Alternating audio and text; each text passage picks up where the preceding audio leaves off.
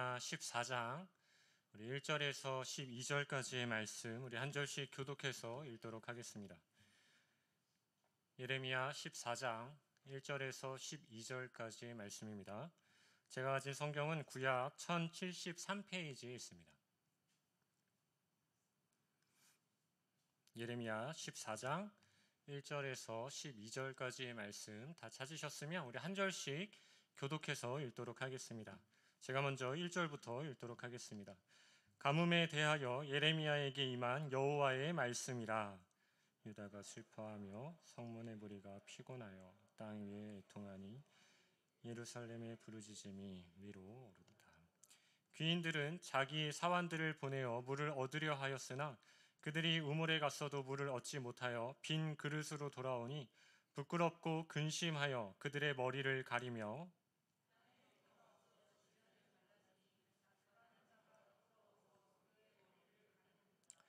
들의 암사슴은 새끼를 낳아도 풀이 없으므로 내버리며 들나귀는 벗은 산 위에 서서 승냥이 같이 헐떡이며 풀이 없으므로 눈이 흐려지는도다. 여호와여, 우리의 죄악이 우리에게 대하여 증언할지라도 주는 주의 이름을 위하여 일하소서. 우리의 타락함이 많으니이다. 우리가 주께 범죄하였나이다. 이스라엘의 소망이시여, 고난 당할 때 구원자이시여, 어찌하여 이 땅에서 거류하는 자같이 하룻밤을 유숙하는 나그네같이 하시나이까? 어찌하여 놀란 자 같으시며 구원하지 못하는 용사 같으시니이까? 여호와여, 주는 그래도 우리 가운데 계시고 우리는 주의 이름으로 일컬음을 받은 자이오니 우리를 버리지 마옵소서. 여호와께서 이 백성에 대하여 이와 같이 말씀하시되 그들이 어그러진 길을 사랑하여 그들의 발을 멈추지 아니하므로 여호와께서 그들을 받지 아니하고 이제 그들의 죄를 기억하시고 그 죄를 벌하시리라 하시고, 여호와께서 또 내게 이르시되 너는 이 백성을 위하여 복을 구하지 말라. 그들이 금식할지라도 내가 그 부르짖음을 듣지 아니하겠고 번제와 소제를 드릴지라도 내가 그것을 받지 아니할 뿐 아니라 칼과 기근과 전염병으로 내가 그들을 멸하리라. 아멘. 이 시간에는 가뭄과 어그러진 길 위에서라는 제목으로 말씀 나누도록 하겠습니다. 오늘은 어린이날이죠. 그래서 저는 오늘 이 본문의 말씀을 가지고 특별히 우리에게 맡겨주신 우리의 자녀들을 우리의 마음에 품고 이 말씀을 함께 나누고자 합니다. 혹 자녀가 없으신 분들은 우리 교회의 많은 자녀들을 마음에 품고 또 이 말씀이 또는 나에게 주시는 말씀으로 그렇게 받아주시면 감사하겠습니다. 우리가 지난주 금요일 박모세 선교사님을 통해서 우리 티국에 일어났던 지진 상황에 대해서 우리가 간접적으로나마 함께 보게 되었습니다. 아마 많은 분들이 이 지진으로 무너진 황폐해진 그 땅을 바라보면서 참 마음 아파하셨을 것이라고 생각합니다. 저도 그 사진들을 보면서 참 마음이 많이 아팠는데요. 특별히 어린이날을 맞아서 그 지진으로 인해 힘겨운 시간을 보내야 하는 그 티국의 많은 어린이들을 생각하면 우리가 더 마음이 저려오는 것 같습니다. 티국뿐만 아니라 요즘 우크라이나에 멈추지 않는 이 전쟁 가운데서 우크라이나의 그 어린이들 역시도 참 힘든 시간들을 보내고 있죠. 그래서 우리가 이 전쟁과 지진 속에서 아파하는 우리 많은 이 어린 영혼들을 위해서 우리가 함께 많이 기도해야 할 것 같습니다. 그런데 사랑하는 성도 여러분, 이런 지진이나 이런 전쟁과 같은 재난을 겪고 있지는 않지만 그럼에도 이보다 더 큰 황폐함을 우리가 경험해야 할지도 모른다는 사실 여러분 알고 계십니까? 지진과 전쟁보다 더 심한 황폐함을 우리의 자녀들이 경험하게 될지도 모른다는 사실을 우리는 기억해야 한다는 것이죠. 아마 지진과 전쟁보다 더 큰 황폐함이 오늘날 이 땅, 이 대한민국에 살아가는 우리에게 다가올 것이라고 생각하는 분들은 아마 거의 없을 것입니다. 그럼에도 불구하고 우리와 우리의 자녀들의 삶 가운데 닥치게 될 더 큰 재난과 같은 이러한 황폐함, 그것이 반드시 우리에게 있을 수도 있다는 사실을 우리는 자각해야 하는 것이죠. 우리의 삶 가운데, 우리의 자녀들의 삶 가운데 임하게 될지도 모르는 그 황폐함이 무엇이겠습니까? 바로 하나님 없음이라는 황폐함이죠. 우리의 인생에 하나님의 은혜가 메말라 버려서 우리의 인생이 이 극심한 가뭄처럼 바닥이 쩍쩍 갈라지는 듯한 그러한 하나님 없음이라는 황폐함을 경험하게 될 때 우리는 그것보다 더 큰 어떤 황폐함을 우리가 생각할 수 있겠습니까? 여러분 사진 한 장 같이 볼까요? 칠레의 아타카마 사막의 사진입니다. 풀 한 폭이 나지 않는 매우 건조한 땅이죠. 남극의 내륙을 빼면은 지구상에서 가장 건조한 지역 중에 한 곳이라고 합니다. 저곳은 그저 5년, 6년, 7년 이 정도 비가 오지 않는 그러한 땅이 아니라 정말 수없이 긴 세월 동안 비가 오지 않는 그러한 건조한 땅이죠. 그래서 그 무엇도 얻을 수 없는 황폐한 땅이 되어버리고 말았습니다. 여러분 방금 그 사진을 보시면서 여러분 어떤 생각을 하셨습니까? 만약에 여러분 저 땅에서 저 황폐한 곳에서 아무것도 얻을 수 없는 저곳에서 여러분들 보고 살라고 하면 여러분 사실 수 있으시겠습니까? 돈을 주고 보따리로 주고 살라고 해도 아마 살지 못할 것입니다. 여러분 저 사진과 같이 메마른 땅 황폐한 곳에 여러분 우리가 살아가야 한다면 우리가 저 물도 얻을 수 없는 메마른 땅에서 견딜 수 없는 목마름 가운데 우리의 자녀들이 살아가야 한다면 여러분 우리의 마음은 어떻겠습니까? 아마 마음이 찢어지는 듯한 그 고통과 아픔과 애통함이 우리 마음 가운데 있지 않겠습니까? 여러분 그런데 만약에 우리가 또는 우리의 자녀들이 우리의 삶 가운데 우리 자녀들의 삶 가운데 하나님이 함께 계시지 않는다면 그래서 하나님 없음이라는 그 황폐함이 우리의 삶과 우리 자녀들의 삶에 주어지게 된다면 여러분 그 고통을 우리가 어떻게 감당할 수 있겠습니까? 그래서 우리는 늘 영적인 긴장감을 가지고 우리의 삶과 우리 자녀들의 그 영적인 삶, 신앙의 삶을 늘 세밀하게 관찰하고 점검해야 하는 것이죠. 여러분 오늘 본문이 바로 그와 같습니다. 예레미야 선지자가 이러한 마음으로 마치 우리가 사랑하는 자녀들이 이런 황폐한 곳에 살아가야 할지도 모른다는 그러한 애통한 마음으로 오늘 본문을 기록하고 있는 것입니다. 이 백성들을 바라보는 예레미야 선지자의 그 마음은 억장이 무너져 내리는 심정이에요. 슬픔과 탄식이 가득한 이 선지자의 절규로 가득 채워져 있는 본문이 바로 오늘 본문입니다. 왜냐하면 그토록 사랑하는 이 유다 백성들이 처한 운명이 너무나도 비참하기 때문입니다. 죄의 길에서 도무지 벗어나지 못했던 이 유다 백성들을 향하여서 하나님께서 심판을 내리시겠다고 말씀하고 있기 때문이죠. 그 심판이 무엇이냐면 바로 이 가뭄, 황폐함이라는 심판을 내리겠다고 말씀하셨기 때문입니다. 여러분 2절 말씀을 보면 이 하나님께서 내리시는 가뭄에 대한 절규가 얼마나 깊은 절규이고 얼마나 탄식에 가까운 절규인지가 기록되어져 있는데 우리 2절을 같이 한번 읽어보도록 하겠습니다. 시작. 유다가 슬퍼하며 성문의 무리가 피곤하여 땅 위에서 애통하니 예루살렘의 부르짖음이 위로 오르도다. 여기서 슬퍼하다라는 단어는 애도하다라는 의미를 가지고 있어요.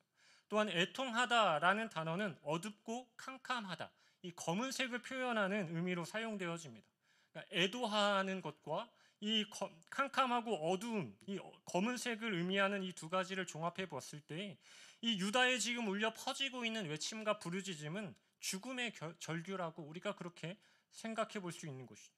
이 죽음의 절규가 유다 온 도시에 가득하다 못해서 위로 오르고 있다라고 이렇게 예레미야 선지자가 기록하고 있는 것입니다. 여러분 그렇다면 유다는 왜 이런 죽음의 절규로 가득한 도시가 되어버리고 말았습니까? 바로 하나님께서 가뭄이라는 심판을 내리셨기 때문이죠. 3절 말씀을 보면 주인들이 하인들을 시켜서 물을 길러 오라고 주인들이 하인들을 보냅니다. 그런데 하인들이 물을 구하지 못하고 빈 그릇으로 돌아오게 되죠. 아무리 물을 얻으려고 여기저기 돌아다니고 하염없이 돌아다녀도 그들이 결국 가지고 오는 그릇은 빈 그릇이라는 것입니다.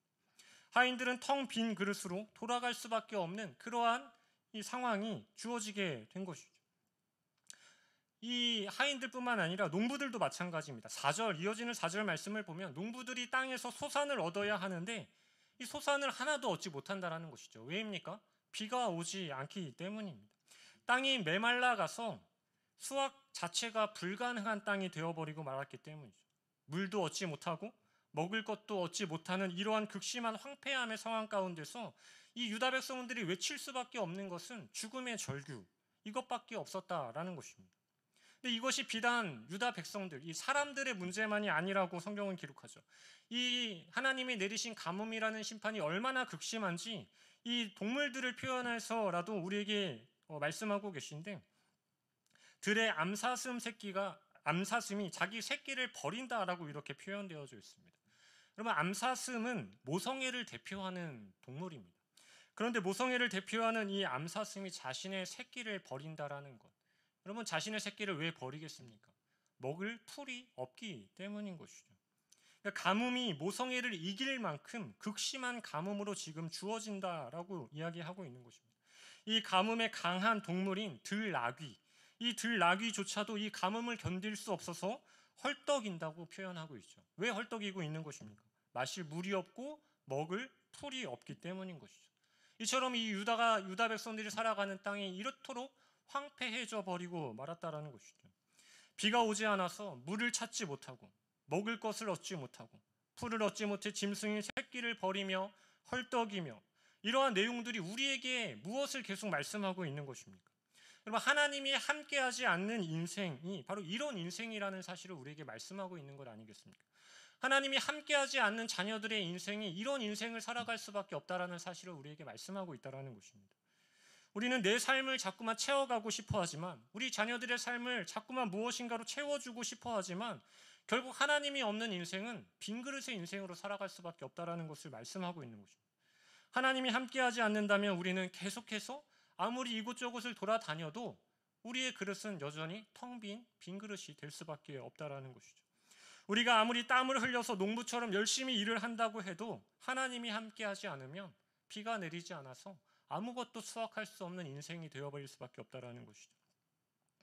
하나님이 없는 황폐한 삶은 늘 피곤하고 헐떡이고 죽음의 절규를 외칠 수밖에 없는, 슬픔에 깊이 잠겨져 있는 그러한 인생일 수밖에 없다라는 사실을 우리에게 말씀하고 있다라는 것입니다. 그렇다면 사랑하는 성도 여러분, 유다는 왜 이토록 처절한 절규를 외칠 수밖에 없는 이 가뭄이라는 심판을 받게 되었습니까? 10절 말씀을 보면 하나님께서 그 이유에 대해서 이렇게 말씀하시죠. 10절 말씀 같이 한번 읽겠습니다. 시작. 여호와께서 이 백성에 대하여 이와 같이 말씀하시되, 그들이 어그러진 길을 사랑하여 그들의 발을 멈추지 아니하므로 여호와께서 그들을 받지 아니하고 이제 그들의 죄를 기억하시고 그 죄를 벌하시리라 하시고. 유다 백성들이 이런 심판을 받는 이유는 하나이죠. 바로 죄입니다. 하나님은 그들의 죄를 이렇게 말씀하셨습니다. 어그러진 길을 사랑하였다. 하나님이 사랑하는 유다 백성들이 하나님을 사랑하는 길에 서 있는 것이 아니라 어그러진 길을 더 사랑했다라는 것이죠. 하나님을 사랑하는 것이 아니라 어그러진 길을 더 사랑하는 그 악을 행한 유다 백성들을 향하여서 하나님이 이 가뭄이라는 이 땅을 황폐하게 만드는 이 심판을 내리실 것이라고 말씀하고 있는 것이죠.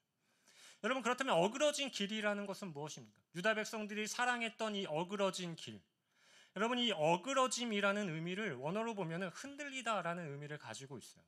우리가 이것을 더 잘 의미를 파악하기 위해서 유다서 1장 11절 말씀을 통해서 생각해 볼 수 있는데요.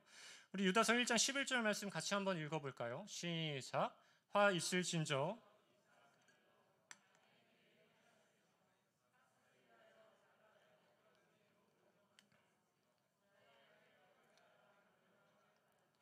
여러분, 삭슬 위하여 발람의 어그러진 길로 몰려갔다라고 이렇게 표현하고 있죠. 여러분, 발람 선지자 알고 계시죠? 하나님의 말씀을 받아서 하나님이 보내시는 그 길을 걸어갔던 발람 선지자. 여러분, 근데 하루는 이 모압 왕 발락이 이 발람 선지자를 자신의 땅으로 이렇게 데리고 오려고 하던 시도가 있었죠. 왜냐하면 이스라엘을 이 발람 선지자를 통하여서 저주하도록 시키기 위하였습니다. 근데 사람들을 보내서 이 발람 선지자를 데리고 오려고 했지만 처음에는 이 발람 선지자가 흔들리지 않았어요. 하나님을 사랑하는 마음, 하나님의 말씀을 온전히 전하고자 하는 마음으로 따라가지 않았습니다. 그들의 이 방문에도 전혀 흔들림이 없었죠. 그런데 자꾸 가지 않으니까 이 모압 왕 발락이 더 높은 고관들에게 더 많은 재물을 쥐어주고 발람 선지자에게 보내게 되어집니다. 더 높은 고관들과 더 많은 재물들을 가지고 온 그 사절단을 보고 발람이 어떻게 됩니까? 발람 선지자가 흔들리게 되죠. 그리고 하나님께서 보내시는 길로만 걸어가야 하는 이 발람이 바로 하나님이 원하시지 않는 길로 가게 되어지는 그런 결과를 초래하게 되어집니다. 여러분, 이것이 어그러진 길을 걷는다는 것이죠. 어그러진 길을 사랑한다라는 것입니다. 하나님이 원하시는 길로만 걸어가야 하지만 세상에 정말 우리가 뿌리칠 수 없는 많은 유혹들, 세상에 너무나도 귀해 보이는 가치들, 그런 것들 앞에서 우리의 신앙이 흔들리는 것, 하나님을 향한 우리의 사랑의 마음이 점점 식어져 가는 것, 그래서 하나님을 사랑하는 그 온전한 길에서 자꾸만 벗어나는 것, 여러분, 이것이 어그러진 길을 사랑하는 것입니다.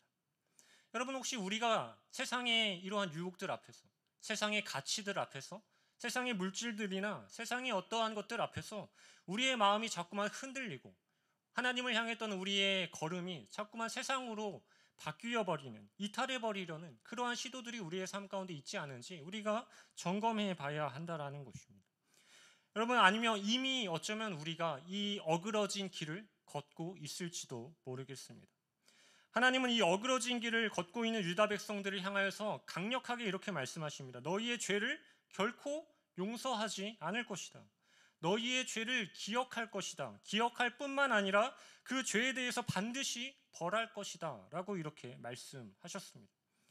여러분, 우리가 이러한 어그러진 길을 사랑하고 이 어그러진 길을 우리가 걸어가게 된다면 우리는 결코 하나님이 없는 인생의 그 황폐함 가운데 텅 빈 인생을 살아갈 수밖에 없습니다.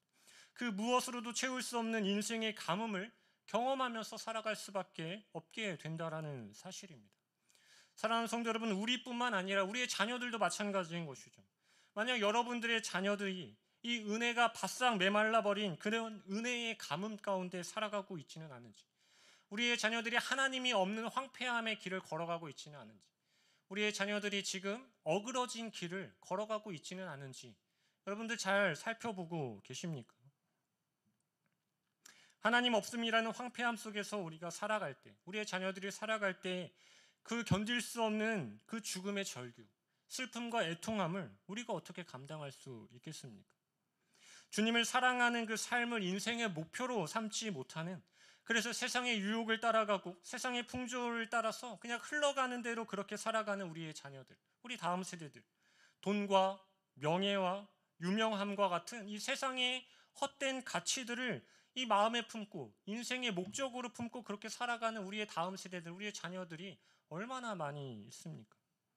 그러나 여러분, 하나님이 함께 하지 않는다면 우리의 자녀들이 아무리 좋은 대학을 가고 아무리 좋은 직장에 취업을 하고 많은 돈을 벌고 세상에서 이름을 떨친다 하더라도 하나님이 함께하지 않으면, 하나님이 함께하지 않는 그 하나님 없음이라는 황폐함 가운데 놓이게 된다면, 하나님이 주시는 가뭄을 경험하게 된다면 여러분, 우리 자녀들은 유다 백성들과 같이 슬퍼하며 죽음의 절규를 외칠 수밖에 없는 그런 인생을 살아가게 되는 것입니다.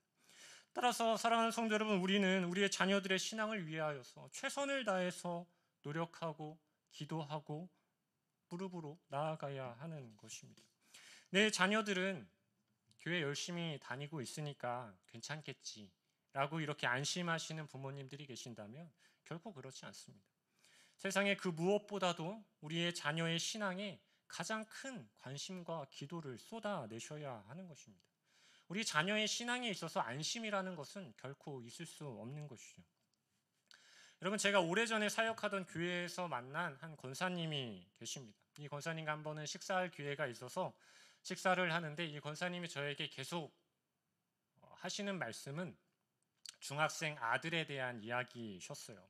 주된 대화의 내용은 이 중학생 아들의 진로와 학업에 대한 것들, 또한 친구 관계에 대한 것들, 또는 학교의 담임 선생님에 대한 이야기들이었어요. 그러니까 이 중학생 아들의 그 삶의 전반적인 이야기들을 다 저에게 얘기를 하시는 거죠. 친구들은 어떤 친구들을 만나고, 담임 선생님은 어떤 분이시고, 또 어떤 과목을 좋아하고, 어떤 대학에 갔으면 좋겠고, 그러니 이 자녀를 위해서 좀 기도해 달라고. 이것이 이 식사 자리에서 나누어진 대부분의 대화의 내용이었습니다.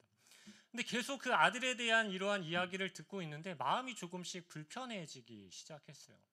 왜냐하면 이 권사님께 물어보고 싶은 게 하나가 있었기 때문입니다. 그래서 제가 이 권사님을 정말 사랑하는 마음으로 말씀하시는 대화를 잠시 끊고 제가 이렇게 권사님께 물었어요. 권사님, 아드님 교회는 열심히 잘 다니고 계세요? 이렇게 물어봤죠. 신앙생활은 잘 하고 있어요? 이렇게 물어봤습니다. 그랬더니 교회는 잘 다니고 있는데 신앙생활은 잘 하고 있는지는 모르겠다라고 이렇게 대답을 하시더라고요. 그래서 제가 권사님께 이렇게 질문했습니다. 권사님 아들 지금 교회에서 담임 선생님은 누구세요? 라고 이렇게 물어봤어요. 그랬더니 너무나도 충격적이게도 이 교회의 담임 선생님 이름을 모르시는 거예요. 그러면 이 아들이 다니고 있는 학교의 담임 선생님은 어떤 분이신지 너무나도 잘 알고, 친구들은 어떤 친구들을 만나고 다니는지, 어떤 진로와 어떠한 과목들을 좋아하는지 모든 것을 다 알고 있는데 이 자녀의 신앙이 어떠한 상태인지는 전혀 모르고 있는 거예요. 이 교회에서 우리 자녀의 신앙 교육을 시켜주고 있는 담임 선생님의 이름조차도 모르고 있었다라는 것입니다. 여러분, 자녀가 은혜의 가뭄 속에서 살아가고 있는지, 하나님이 안 계시는 황폐함 속에서 살아가고 있는지, 어그러진 길을 우리의 자녀가 걸어가고 있는 것은 아닌지, 이러한 것들이 궁금한 것이 아니라 그저 좋은 친구들 만나고 있는지, 좋은 선생님이 붙어 있는지, 좋은 학교에 진학할 수 있는지, 이런 것들에만 모든 관심이 쏠려 있었다라는 것이죠. 여러분, 그러나 우리가 우리 자녀들에 대해서 정말 궁금해하는 것들은 그런 것들이 아니잖아요. 하나님께서 여러분들과 여러분들의 자녀들에게 여러분 이렇게 말씀하신다면 여러분 어떻겠습니까? 내가 너희의 자녀들을 받지 않겠다. 어그러진 길을 사랑한 너희의 자녀들의 죄를 영원히 기억할 것이다. 그러니 너희 자녀들을 위하여서 복을 빌지 말아라. 너희 자녀들의 인생이 지면 갈라지는 듯한 가뭄이 반드시 오게 할 것이다. 여러분, 하나님께서 여러분들에게 이렇게 말씀하신다면 여러분 여전히 여러분들 자녀들에 대해서 이 세상적인 것들에만 관심을 두면서 그렇게 살아가시겠습니까? 저는 무엇보다도 우리의 자녀들의 신앙을 위하여서 우리 부모님들이, 우리 부모 세대들이 정말 최선의 관심과 노력과 기도를 쏟아내야 한다라고 생각돼요. 그런데 여러분, 생각보다 우리 자녀들의 신앙에 대해서 그렇게 급박해 하시는 분들이 많지 않아요. 여러분, 예수님 언제 오실지 우리 아무도 알지 못하는데 자녀들 언젠가는 하나님의 때가 되면 교회 잘 다니겠지, 너무나도 안일한 마음으로 우리의 자녀들의 신앙에 대해서 방관자로 서 있는 부모님들이 얼마나 많이 계신지 모르겠어요. 며칠 전 이야기입니다. 며칠 전에 제가 이전교회에서 사역하던 교회 집사님들이 연희동으로 놀러 오셨어요. 그래서 같이 식사를 하는데 한 집사님이 저한테 이러한 말씀을 하시더라고요. 이분은 외동딸이, 중학생 외동딸이 한 명이 있는데 교회를 다니기는 다니지만 열심히 안 다니는 것이 너무나도 고민이라는 거예요. 그래서 자녀의 신앙에 대한 이 고민을 가지고 있다는 것 자체는 참 좋은 거잖아요. 그런데 이 딸이 자꾸 교회를 아침에 안 가려고 하니까 안 되겠대요. 그래서 내가 아침에 이 자녀가 교회 학교를 가야 하는 시간에 맞춰서 이 자녀를 데리고 교회를 가야 될 것 같다라고 이렇게 말씀하시더라고요. 그래서 너무 좋은 것 같다라고 이렇게 말씀을 드렸죠. 그랬더니 이 집사님께서 이렇게 말씀하셨어요. 그런데 고민이 한 가지가 있다라는 것이죠. 무엇이냐면 이 집사님이 성가대를 봉사를 하고 계셨어요. 그런데 이 자녀를 데리고 교회에 가면은 이 성가대 봉사를 할 수가 없다라는 것이죠. 그래서 내가 이 성가대 봉사는 하고 싶은데 또 자녀를 데리고 교회를 가자니 성가대 봉사는 할 수 없을 것 같고, 목사님 어떻게 해야 될지 고민이에요 라고 이렇게 얘기를 하시더라고요. 정말 마음속에서 화가 나더라고요. 여러분, 이것이 지금 비교할 만한 가치인 것인가요? 물론 성가대 봉사하는 것도 너무나도 귀한 사역이죠. 그런데 여러분, 자녀가 교회를 나가지 않고 있는 이 상황 가운데서 내가 성가대 봉사를 해야 되는 것 때문에 우리의 자녀의 신앙생활을 방관한다는 것, 여러분 이것이 가능한 것일까요?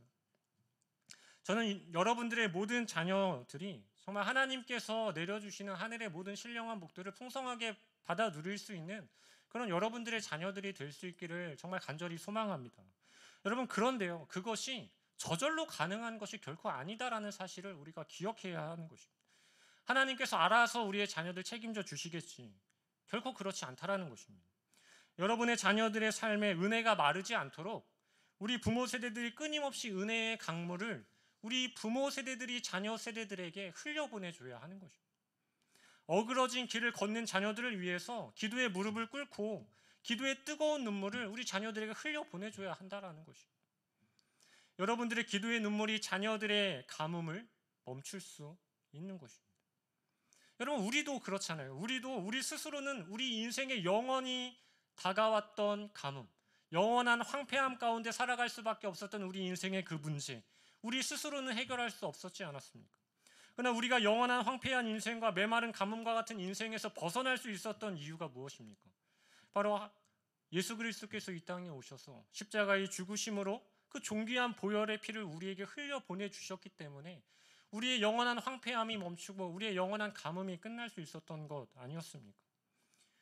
주님의 그 십자가의 사랑이 우리에게 흘려 들어왔기에 우리의 인생에 은혜의 단비가 주어졌고 우리가 생명의 길을 걸어갈 수 있게 된 것이죠. 저는 우리 부모님들이 우리의 자녀들을 향하여서 이러한 기도의 눈물, 이러한 사랑의 눈물을 흘려 보낼 수 있어야 한다고 생각합니다. 우리의 자녀들의 삶에 하나님 없음이라는 황폐함이 찾아오지 않도록, 우리의 자녀들의 인생에 가뭄이 찾아오지 않도록 자꾸만 우리 부모님들이 기도의 눈물로, 사랑의 음성으로 계속 우리의 자녀들의 마음을 깨워줘야 하는 것이죠. 여러분, 첫 번째 사진 기억나시나요? 첫 번째 사진 한번 다시 띄워주실 수 있으신가요? 칠레의 아타카마 사막, 저 황폐한 사막. 여러분, 근데 저 사막이 2015년도에 엘니뇨 현상으로 인해서 엄청난 폭우가 내렸습니다. 평소에는 비가 한 방울도 내리지 않았던 이 아타카마 사막에 7년 동안 내려야 할 비가 12시간 만에 다 쏟아졌던 적이 있었다라고 합니다. 아무 생명체도 살아갈 수 없을 것만 같았던 이 사막에 그 12시간의 폭우가 내렸더니 여러분, 놀라운 광경이 펼쳐지게 되었습니다. 저 사진 보이시나요? 비를 머금은 싱그러운 꽃들이 모래 위로 하나씩 고개를 내밀면서 그렇게 만개하기 시작하는데 수백만 송이의 꽃이 저 황폐했던 사막 가운데 피어나게 되었다라는 것이죠. 사랑하는 성도 여러분, 특별히 여러분들의 그 자녀들의 영혼과 우리 자녀들의 삶 가운데 우리의 기도의 눈물과 우리 주님의 그 십자가의 보혈과 하나님의 은혜의 강물이 우리의 자녀들의 영혼과 그 삶 가운데 흘러 들어가서 이러한 수만 송이의 꽃을 피워낼 수 있는 우리의 자녀들의 삶이 될 수 있기를 간절히 소망합니다. 우리의 자녀들의 생각이 바뀌게 되고 우리의 자녀들의 가치관이 바뀌게 되고 우리의 자녀들의 인생의 목적이 바뀌게 되는 것입니다. 여러분, 우리 자녀들이 그냥 저절로 막 변화되어지고 저절로 막 하나님을 위해서 막 헌신하는 헌신자가 되어지는 것이 아니에요. 이런 놀라운 은혜들이 필요한 것이죠. 우리 부모님들의 기도와 눈물이 우리 자녀들의 메마른 땅을 적셔서 그곳에 꽃이 필 때 우리의 자녀들의 삶이 변화되어지기 시작한다는 것이죠. 여러분, 복이라라는 찬양이 있습니다. 찬양 가사가 이래요. 여러분, 가사 보이시죠? 제가 한번 읽어드릴게요. 주님과 함께하는 것이 복이라. 주님의 마음을 아는 것이 축복이라. 주님과 함께 걷는 것이 복이라. 주님의 사랑 노래함이 행복이라. 여러분, 이 찬양은 제가 청년부 사역을 할 때 수련회를 갔는데 한 50명 정도의 청년들을 데리고 수련회를 여기 팀 수양관으로 갔어요. 제가 넓은 공간을 빌리지 못했고 그냥 약간 큰 방을 하나 빌려서 거기에서 50명이 모여서 청년들이 모여서 따닥따닥 붙어 앉아가지고 집회를 열었습니다. 집회를 시작하는데 이 찬양을 우리 청년들이 같이 하염없이 불렀어요. 이 찬양을 부르는데 청년들이 막 하염없이 막 눈물을 흘리면서 이 찬양을 부르는 거예요. 이 찬양을 부르면서 눈물을 쏟아내는 그 청년들을 보면서 저도 울컥하는 마음이 들더라고요. 그러면서 어떤 생각이 들었냐면 이 청년들이 이 땅을 살아가면서 정말 누리고 싶은 것이 얼마나 많이 있겠습니까? 이 청년들을 유혹하고 이 청년들에게 이 주님을 사랑하는 마음을 뺏어가려 하는 이 세상의 기쁨들, 세상의 즐거움들, 세상의 쾌락들이 얼마나 많이 있겠어요.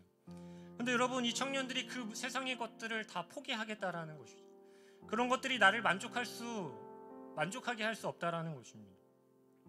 그런 것들 다 필요 없고 내가 어그러진 길이 아니라 오직 주님과 함께하는 이 길을 걷겠다.